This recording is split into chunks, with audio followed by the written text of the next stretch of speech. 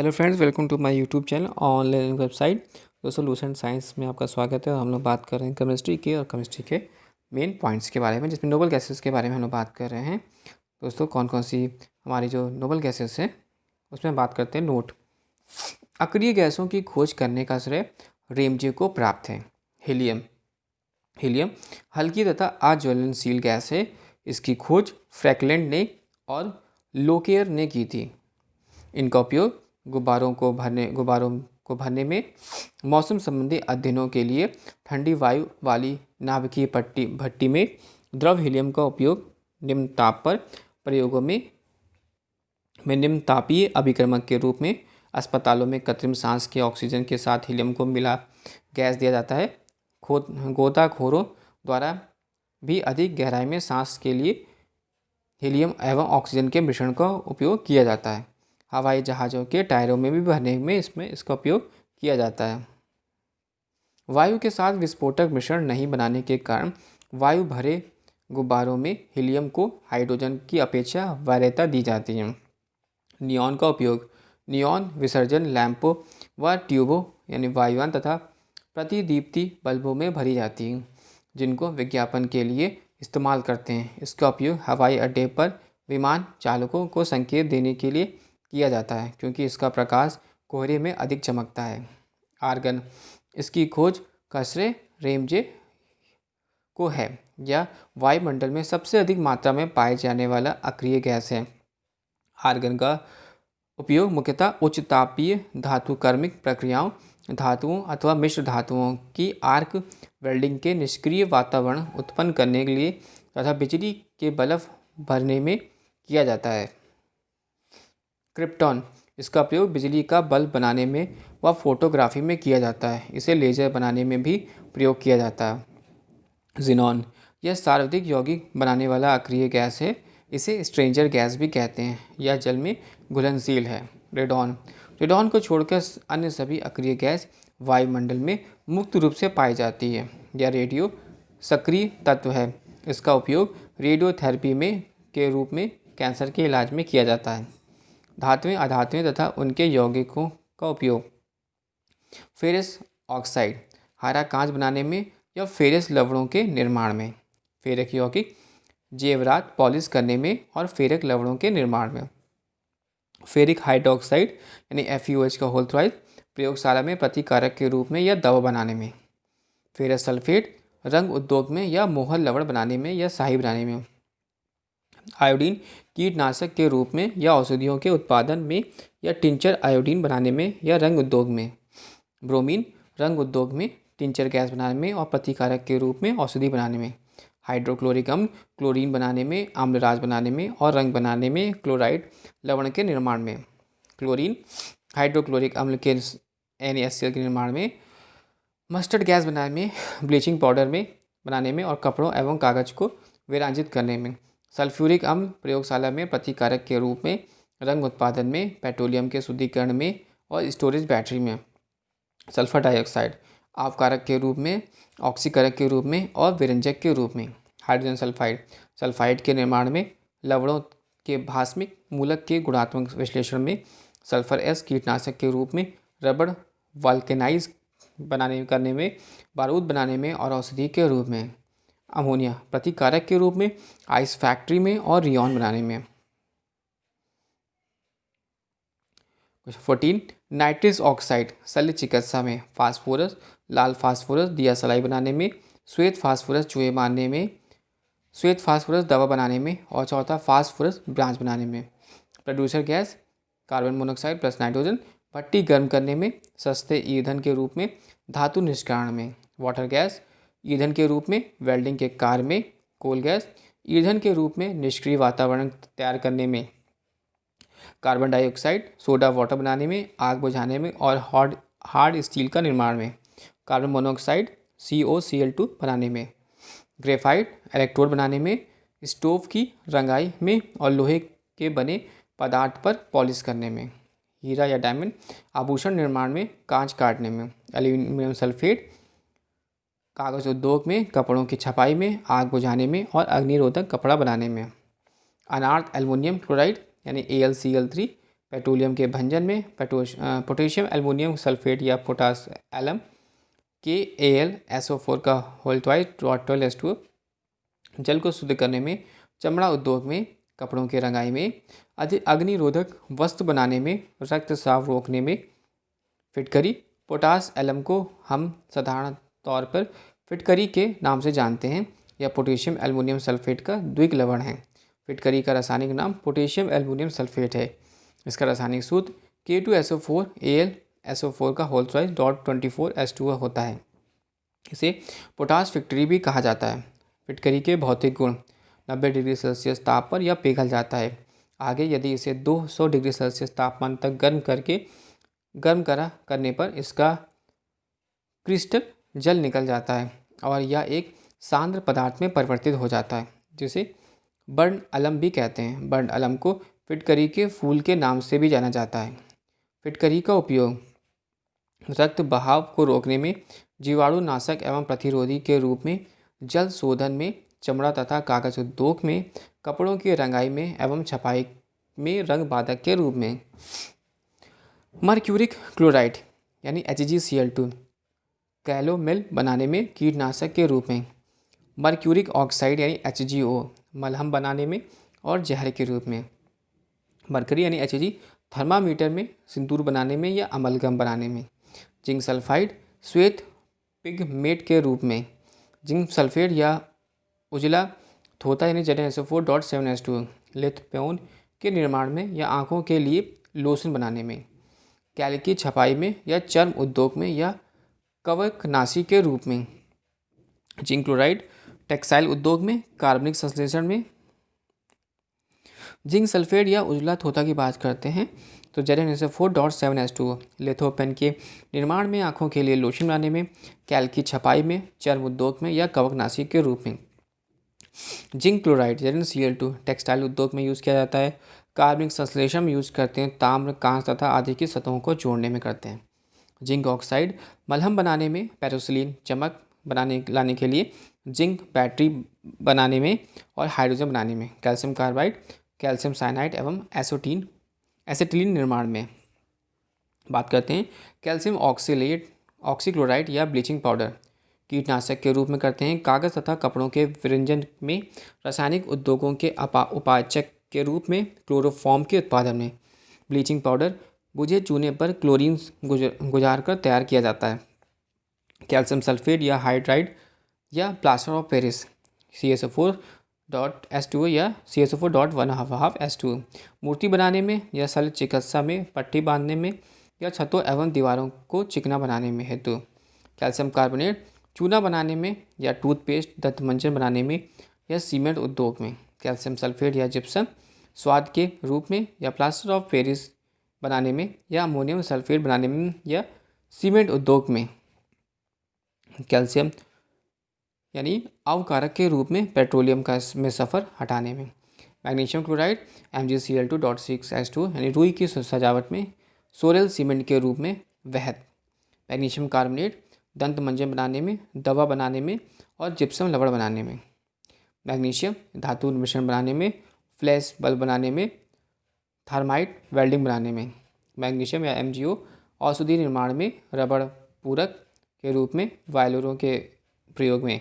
Magnesium hydroxide चीनी उद्योग में, मोलिसिस से चीनी तैयार करने में। मिल्क ऑफ मैग्नीशिया के रूप में बाजार में लाए गए प्रति अम्ल या एंटासिड के मुख्य तत्व मैग्नीशियम हाइड्रोक्साइड ही हैं। कॉपर सल्फेट या नीला थोथा CSO4.5H2 कीटनाशक व के रूप में। क्यूप्रिक ऑक्साइड ब्लू तथा ग्रीन ग्लास के निर्माण या पेट्रोलियम के शुद्धिकरण में। बात करते हैं नेक्स्ट क्यूप्रस ऑक्साइड लाल ग्लास के निर्माण में या पेरिसाइट के रूप में। कॉपर बिजली का तार बनाने में, बर्तन बनाने में। तीसरा ब्रास तथा ब्रॉन्ज बनाने में। सोडियम नाइट्राइड N2 बनाने में प्रतिकारक के रूप में। सोडियम नाइट्राइड खाद के रूप में और KNO3 HNO3 के निर्माण में। सोडियम सल्फेट या क्लाबर लवण Na2SO4.10H2 औषधि बनाने में या सस्ता कांच बनाने में। सोडियम बाइकार्बोनेट या खाने का लवण अग्निशामक यंत्र, बेकरी उद्योग में या प्रतिकारक के रूप में। सोडियम कार्बोनेट या धोवन सोडा ग्लास निर्माण में करते हैं, या कागज़ उद्योग या जल की स्थायी कठोरता हटाने में करते हैं। धुलाई के लिए भी घरों में धोवन सोडा का रूप में। सोडियम थाइसोसल्फेट या हाइपो, इसका प्रयोग फोटोग्राफी में होता है। हाइड्रोजन पेरोक्साइड ऑक्सीकारक के रूप में, दूसरा कीटनाशक के रूप में, रेशम, ऊन, चमड़ा वगैरह के व्यंजन में या लड्डू के रंगों में। बाहरी जल यानी D2O न्यूक्लियर प्रतिक्रियाओं में, ड्यूराइड यौगिक के निर्माण में, हाइड्रोजन अमोनिया के उत्पादन में या कार्बनिक यौगिक के निर्माण में, द्रव हाइड्रोजन रॉकेट ईंधन के रूप में, सोडियम पेरोक्साइड बनाने में, पोटेशियम परमैंगनेट, इसे लाल दवा के नाम से जाना जाता है। यह जल की कीटाणु रहित करता है और इसका उपयोग एंटीसेप्टिक एवं डिसइंफेक्टेंट की तरह किया जाता है। बोरेक्स या सुहागा या सोडियम टेट्राबोटेट Na2B4O5OH का होल 4.8H2 टूथपेस्ट बनाने में, मुख शोधन बनाने में, साबुन बनाने में, आँखों का संक्रमण बचाने में, मूत्र संक्रमण के इलाज में, मासिक धर्म की समस्या में, खांसी के इलाज में और आर्थराइटिस की इलाज में। बात करते हैं मिश्र धातु की। तो मिश्र धातु किसी धातु के किसी अन्य धातु या अधातु के साथ मिश्रण को मिश्र धातु कहलाता है। मिश्र धातु के गुण उनके घटकों के गुणों से भिन्न होते हैं जिनसे मिलकर मिश्र धातुएं बनी हैं।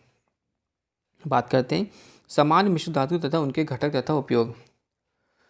मिश्र धातु पीतल यानी brass, copper plus zinc, copper की मात्रा 70% प्लस 30%। बर्तन बनाने में ब्रास, कांसा यानी ब्रोंज, कॉपर प्लस एसन 90 प्लस 10%। सिक्का, घंटी एवं बर्तन बनाने में German silver, copper plus zinc plus निकल 60 प्लस 20 प्लस 20 बर्तन बनाने में। Rolled gold, copper plus aluminium 90 plus 10 सस्ते आभूषण बनाने में। Gun metal, copper plus Zn plus Sn 90 plus 2 plus 8%। Top gear या बेयरिंग बनाने में। Delta metal, copper plus Zn plus Fe 60 plus 38 plus 2 जहाज के पंखों बनाने में। Dutch metal, copper plus Zn 80 plus 20% सस्ते आभूषण बनाने में। और मोल्टन मेटल कॉपर प्लस निकल क्षार रखने वाले बर्तन बनाने में। टाका या solder Sn plus Pb electronic सर्किटों के जोड़ों में टाका लगाने में। Rose metal Bi plus Pb plus Sn 50% 20 plus 22% स्वचालित ऑटोमेटिक फ्यूज बनाने में। Magnesium aluminium plus Mg 95 plus 5 हवाई जहाज के ढांचा बनाने में। Duralumin aluminium plus copper plus Mg plus Mn यानी 95 प्लस 4 प्लस 5 प्लस 5% 0.5 प्लस 0.5 है बर्तन बनाने में और रसोई का सामान बनाने में। और type metal Pb plus Sf plus Sn 82 plus 15 plus 3%। पीतल हाइड्रोजन सल्फाइड की मौजूदगी में निरंतर रहने से वायु में रंगहीन हो जाता है। नोट, टाका गलनांक लेड एवं टिन जिससे यह बना होता है यह सबसे कम होता है। बात करेंगे इस्पात की। लोहा एवं 0.1 से 1.5% कार्बन की मिश्र धातु इस्पात कहलाती है। इस्पात के अन्य मिश्र धातु निम्न हैं। स्टेनलेस इस्पात, इसमें 18% तक क्रोमियम और निकेल होते हैं। यह सक्षण या जंग रोधी प्रतिरोधी होता है। इसका उपयोग बर्तन और शल्य उपकरण बनाने में किया जाता है। टंगस्टन इस्पात 15 से 20% टंगस्टन, 5% क्रोमियम और कुछ वैनेडियम युक्त इस्पात टंगस्टन इस्पात कहलाता है। इसमें उच्च तापों पर भी कठोरता बनी रहती है। इसका उपयोग वेधन यंत्रों एवं उच्च वेग खराद मशीनों के कर्तन यंत्रों को बनाने के लिए किया जाता है। सिलिकॉन इस्पात 35% सिलिकॉन परंतु अत्यंत कम कार्बन युक्त सिलिकॉन इस्पात को ट्रांसफार्मर और विद्युत चंबक बनाने के लिए उपयोग किया जाता है। 15% सिलिकॉन युक्त सिलिकॉन इस्पात अत्यधिक कठोर और अम्लरोधी होता है। इसका उपयोग अम्लवाही पाइपों और पाइपों को बनाने के लिए किया जाता है। कोबाल्ट इस्पात, इस प्रकार के इस्पात में 35% कोबाल्ट होता है और जिसके कारण इसमें विशिष्ट चुंबक का गुण आ जाता है। इसका उपयोग स्थायी चुंबक बनाने में किया जाता है। मैग्नीज इस्पात 7 से 20% मैग्नीज युक्त इस्पात अत्यंत कठोर, दृढ़ तथा टूटा फूटी रोधी होता है। इसका उपयोग हेलमेट, सैल, संदलन, यंत्रावली तथा चोर अवैध तिजोरी बनाने में किया जाता है। निकल इस्पात, इसमें क्रोमियम या निकल या दोनों के कुछ प्रतिशत अंश विद्यमान होते हैं। यदि निकल 36% होता है तो इससे वैज्ञानिक उपकरण एवं यंत्र बनाए जाते हैं, तथा अगर इसमें 46% निकल उपस्थित होता है तो इसका उपयोग लैंप, बल्ब तथा रेडियो वॉल्वों में बनाने में किया जाता है। जिरकोनियम धातु का प्रयोग अवैध या गोली सतह पर मिश्र धातु इस्पात बनाने में किया जाता है। एनिलिंग, इस्पात को उच्च ताप पर गर्म कर धीरे धीरे ठंडा करने की कठोरता घट जाती है, इस प्रक्रिया को एनिलिंग कहते हैं। अमलगम, पारा में मिश्र धातु को अमलगम कहलाते हैं। निम्न धातुएं अमलगम नहीं बनाती हैं: लोहा, प्लेटिनियम, कोबाल्ट, निकिल एवं टंगस्टन आदि। अब बात करेंगे मानव निर्मित पदार्थ की, जिसमें आता है प्रमुख विस्फोटक डायनामाइट। इसका आविष्कार सन 1867 ईस्वी में अल्फ्रेड नोबल ने किया था। यह नाइट्रोग्लिसरीन को किसी अभिक्रिय पदार्थ जैसे लकड़ी के बुरादे में अवशोषित करके बनाया जाता है। जिलेटिन डायनामाइट के नाइट्रोसेल्यूलोज की मात्रा उपस्थित रहती है। जिलेटिन डायनामाइट में नाइट्रोसेल्यूलोज की मात्रा उपस्थित रहती है। इसके विस्फोट में समय उत्पन्न गैसों का आयतन बहुत अधिक होता है। आधुनिक डायनामाइट व नाइट्रोग्लिसरीन की जगह सोडियम नाइट्रेट का प्रयोग किया जाता। TNT या टॉल्विन के साथ सांद्र H2SO4 एवं शांत HNO3 की क्रिया से बनाया जाता है। इसकी विस्फोटक गति 6900 मीटर प्रति सेकंड होती है। TNP यानी ट्राई नाइट्रोफिनॉल, इसे पिक्रिक अम्ल भी कहते हैं, या फिनॉल एवं शांत HNO3 अम्ल की क्रिया से बनाया जाता है। TNG यानी ट्राई नाइट्रोग्लिसरीन, यह एक रंगहीन तलीय द्रव है। इसे नोबल को भी तेल कहा जाता है। इसे डायनामाइट बनाने के काम आता है। यह शांत सल्फ्यूरिक अम्ल व शांत नाइट्रिक अम्ल की ग्लिसरीन के साथ अभिक्रिया करके बनाया जाता है। RDX का पूरा नाम है रिसर्च एंड डेवलपमेंट एक्सप्लोसिव। इसकी रासायनिक नाम साइक्लोट्राइमेथिलीन या ट्राई नाइट्रोमाइन है। यह प्लास्टिक विस्फोटक भी कहा जाता है। इस विस्फोटक को USA में साइक्लोनाइट, जर्मनी में और हेक्सोजन तथा इटली में T4 के नाम से जाना जाता है। RDX में तापमान एवं आग की गति को बढ़ाने के लिए एल्युमिनियम चूर्ण को मिलाया जाता है। RDX विस्फोटक की ऊष्मा 1510 कैलोरी प्रति किलोग्राम होती है। इसकी खोज 1899 ईस्वी में जर्मनी के हैंस हर्निंग ने शुद्ध सफ़ेद दानेदार पाउडर के रूप में किया था। इसका उपयोग द्वितीय विश्व के युद्ध के दौरान इसे स्थिर यौगिक के रूप में परिवर्तित किए जाने के बाद प्रारंभ हुआ। बारूद या गन पाउडर, इसकी खोज रोजर बैंकर ने किया। इसे बनाने में पोटेशियम नाइट्रेट का उपयोग किया जाता है। इसकी प्रथम अभिलेखित प्रयोग 1346 ईस्वी में अंग्रेजों के द्वारा यूनान के युद्ध में किया गया है। सोप, सभी साधारण साबुन उच्च वर्षीय अम्लों जैसे स्टियरिक, पाल्मिटिक अथवा अलौकिक अम्ल के सोडियम अथवा पोटेशियम लवणों के मिश्रण होते हैं। साबुन बनाने की क्रिया को साबुनीकरण कहते हैं। वे साबुन जो उच्च वसीय अम्लों के सोडियम लवण यानी कॉस्टिक सोडा होते हैं, कड़े साबुन कहलाते हैं। इनका उपयोग कपड़ा धोने में किया जाता है। वे साबुन जो उच्च वसीय अम्लों के पोटेशियम लवण होते हैं, वे मुलायम साबुन कहलाते हैं। इनका उपयोग स्नान करने में किया जाता है।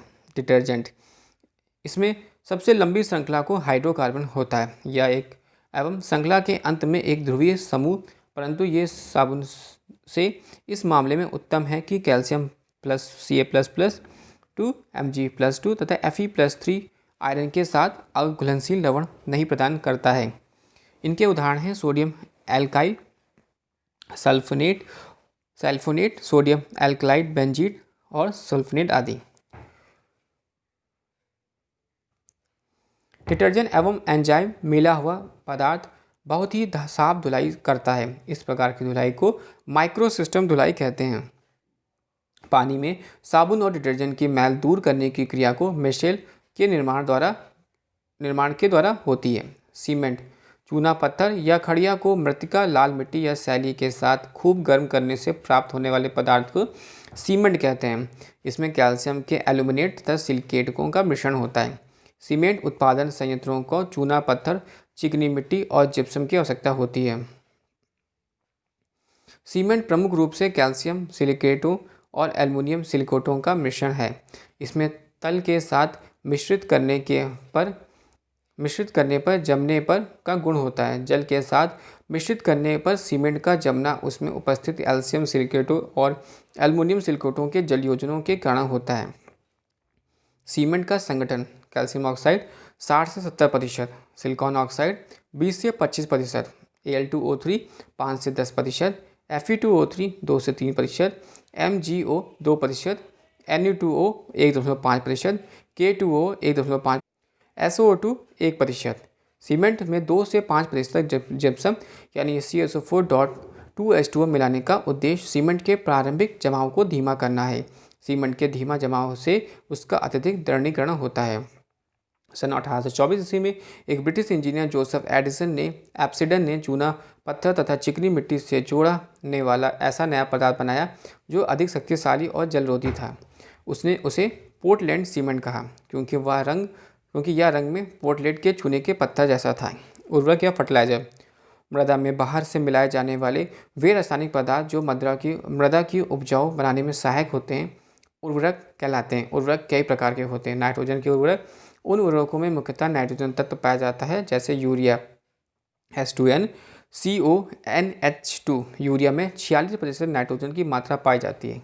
अमोनिया सल्फेट: इसमें नाइट्रोजन अमोनिया के रूप में उपस्थित रहती है। अमोनिया की मात्रा लगभग 25% होती है। यह आलू के लिए अच्छा उर्वरक है।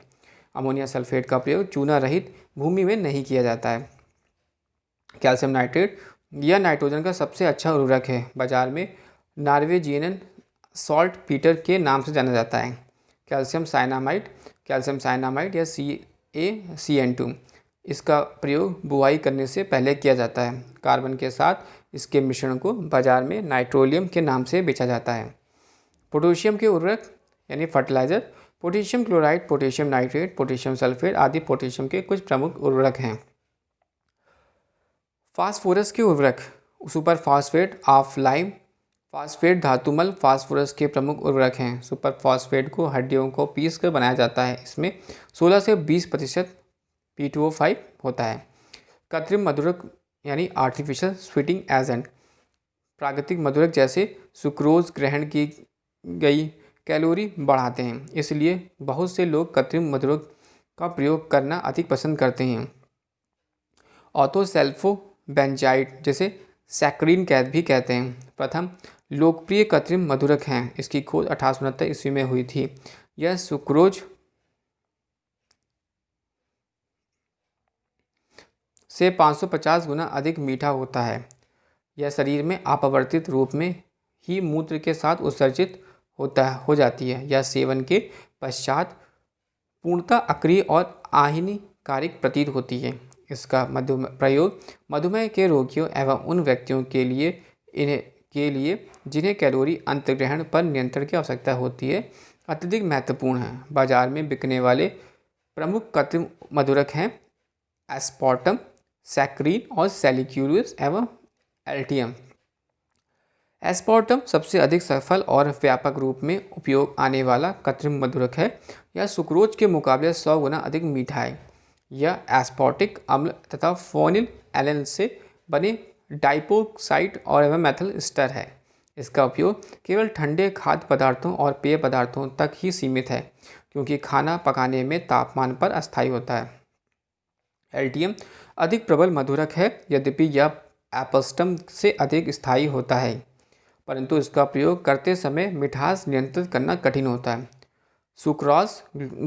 सुक्रोज को ट्राइक्लोरो उत्व्युत्पन्न है। इसका रूप, रंग और स्वाद शर्करा जैसा होता है। यह खाना पकाने में तापमान पर स्थायी होता है। यह कैलोरी नहीं देता है। बात करते हैं अब कांच की। कांच साधारण कांच, silica SiO2, sodium silicate Na2SiO3 और कैल्शियम सिलिकेट को ठोस विलयन मिश्रण होता है। कांच के निर्माण में कच्चे माल के रूप में रेत, सोडा एवं क्वार्ट्ज का प्रयोग होता है। कांच अक्रिस्टलीय ठोस के रूप में एक अतिशीतित द्रव है, इसलिए कांच की क्रिस्टलीय संरचना नहीं होती है। उसका कोई निश्चित गलनांक होता है। उसका निश्चित गलनांक होता है। कांच को कोई निश्चित रासायनिक सूत्र नहीं होता क्योंकि कांच मिश्रण है, यौगिक नहीं है। साधारणतः कांच का औसत संगठन Na2SiO2 CaSiO3 4.4 ISO2 होता है।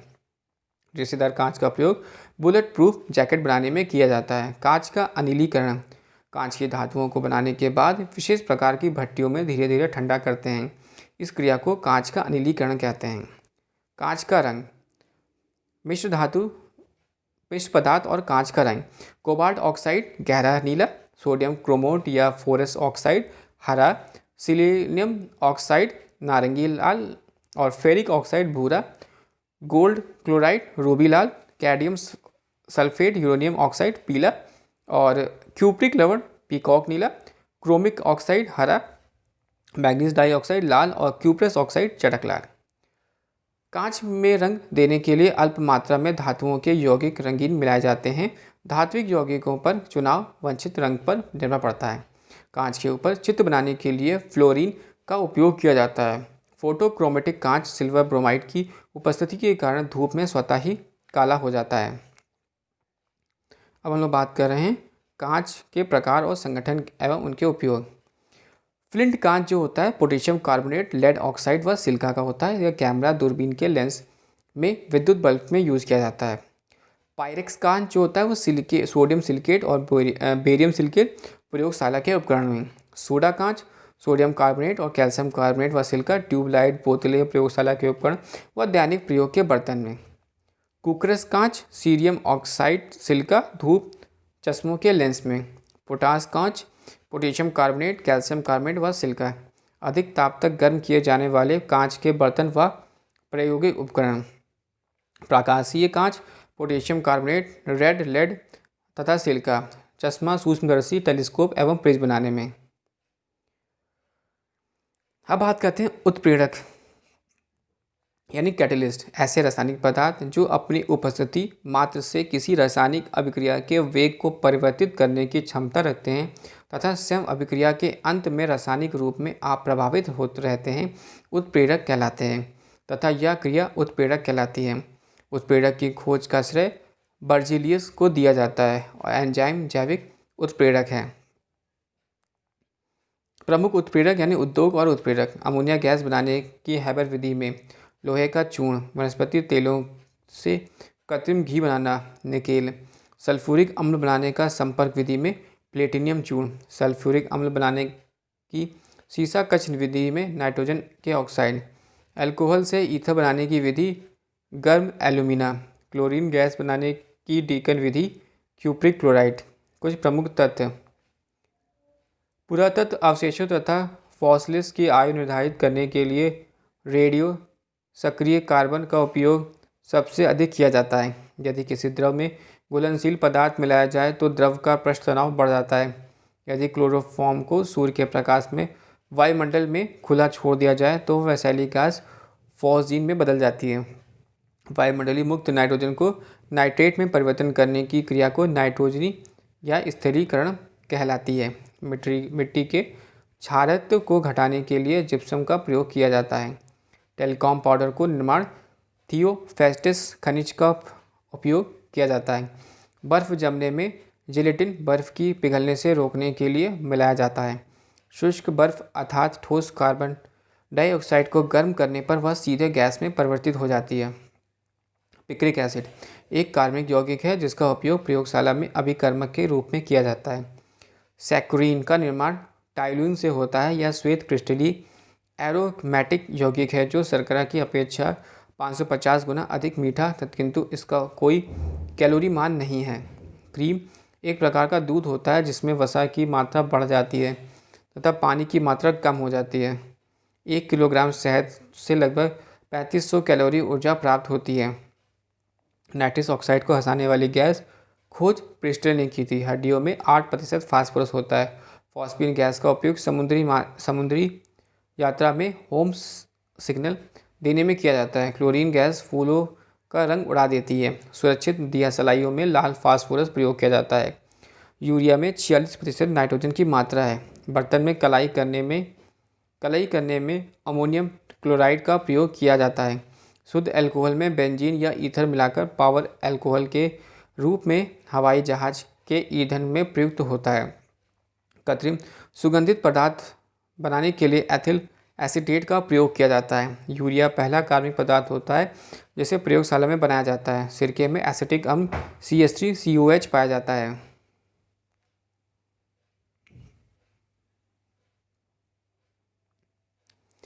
एसिटिलीन का प्रयोग प्रकाश उत्पन्न करने में किया जाता है। रक्त के प्रवाह को रोकने के लिए फेरिक क्लोराइड का प्रयोग किया जाता है। सौर सेलों में सीजियम प्रयुक्त होता है।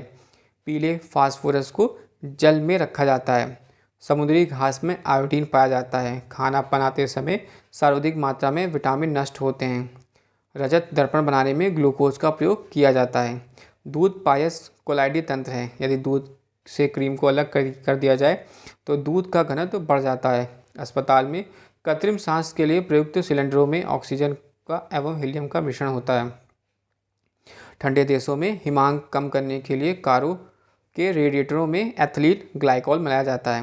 पुराने तैल चित्रों में के रंगों को फिर से उभारने के लिए हाइड्रोजन पेरोक्साइड काम में आता है। सोडियम को मिट्टी तेल में रखा जाता है। सबसे हल्का एवं सबसे प्रबल अपाचक तत्व है लिथियम। सबसे प्रबल उपाचक है फ्लोरीन। सफेद स्वर्ण प्लेटिनम को कहा जाता है। सर्वाधिक विद्युत चालकता वाला तत्व है चांदी और रेडॉन गैसीय तत्वों में सबसे भारी है। पोलोनियम को सर्वाधिक समस्थानिक होते हैं 27। सल्फ्यूरिक अम्ल को ऑयल ऑफ वाइट्रल भी कहा जाता है। नोबल धातु हैं Ag, Au, Pt, Ir, Hg, Pd, RH, Ru और OS। मेथनॉल CH3OH को जब बहुत कम मात्रा में भी लाया जाए तो गंभीर विषाक्तन के साथ साथ यह अंधेपन का कारण बन जाता है। कांच हाइड्रोफ्लोरिक अम्ल HF में घुलनशील और सिलिकेट बनाता है।